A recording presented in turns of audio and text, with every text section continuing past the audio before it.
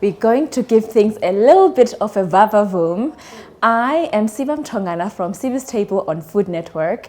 I am with the beautiful Miss Mandi of Miss Mandi Throwdown. Yes, you got it right. I want to find out the real stories behind the food because, I mean, she's a chef. This is her thing. I'm just a self-taught home cook, and I'm looking forward to learning a couple of things. I'm curious, what are some essentials everyone should have in their pantry? I would say it depends on different people. For me, garlic and ginger are a match made in heaven.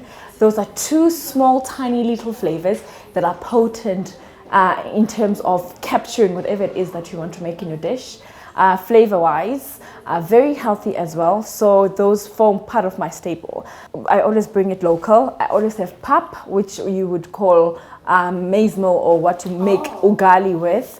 I grew up with that. We have it whenever I feel like going a bit traditional, so I always have that.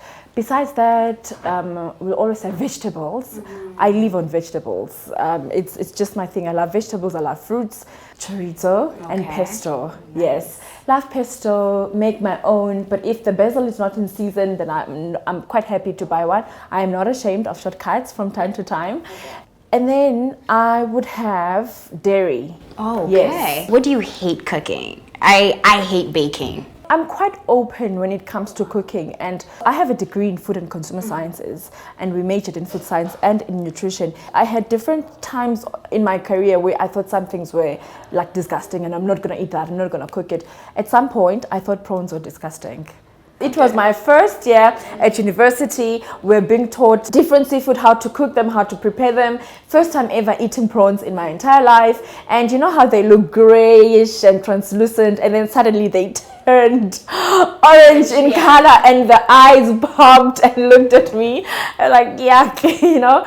So that was the first thing, and it was very hard for me to taste it. I had to be really convinced because we didn't grow up with prawns. We did not grow up eating prawns. And then from there, experimenting with it, I loved them, you know. So there's been different instances in my life where I would like totally resent something, and then all of a sudden it's like it's such a thing to have. Yes.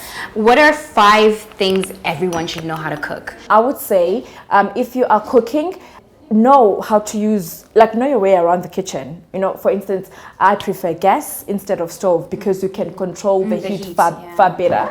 And then the other thing, know the jargon. Know what it is to saute, which is to fry in little oil, but stirring continuously. But that doesn't mean you need to burn it. There's a certain period where there's a certain process that if you go beyond it, then it's burned. It's no longer sauteed. You've just burned it. If you could just understand the terms, then you will get far. Make sure you've got good pots and pans, you know. If my peeler is not peeling well, I might as well just peel with my hands. You know, it irritates me when like the equipment are not are correct because it slows the process, it hurts my hand, it doesn't make it easy. If you don't have like a non-stick pan, it makes it so much more harder for you to cook. And you see, who's gonna wash the dishes? And who's gonna wash the dishes? That's like the worst part of like this cooking. You look at your kitchen after and you're like, why? So let's shift gears a little bit. We're living in an era of all this millennials, a digital boom that's happened in terms of brands wanting to collaborate. Now there's a lot of food bloggers blowing up, you know what I mean, bubbling under, and they are probably being approached by a ton of brands. You've been approached by brands. What advice would you give to people who are in that realm of being approached by brands? Should they work with any and everybody? Should they sit back and figure out the direction they want to go? What's the advice around? If this is your main work, you need to be very careful. I'm very selective with whom it is that I work with because we have a long-term dream of, like for instance, we're going to have a product range.